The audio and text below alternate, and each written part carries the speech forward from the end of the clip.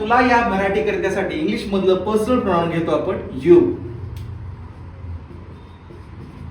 जावं लागेल. बघा मित्रांनो, लागेल साठी काय करायचं आपल्याला, फक्त विल हॅव टू घ्यायचं आहे. काय घ्यायचं आहे, विल हॅव टू.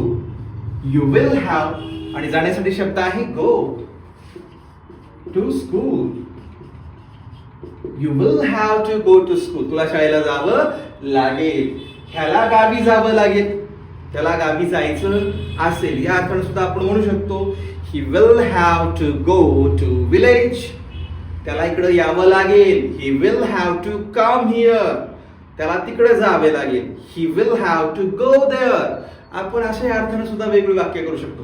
मित्रांनो, इंग्लिश मध्ये पर्सनल प्रोनाउनचा वापर करून आपण वेगवेगळे वाक्य तयार करायचं आहे. पर्सनल प्रोनाउन घ्या, वी हे घ्या, यू घ्या, ही शी इट दे घ्या, एखाद्या व्यक्तीचं नाव घ्या.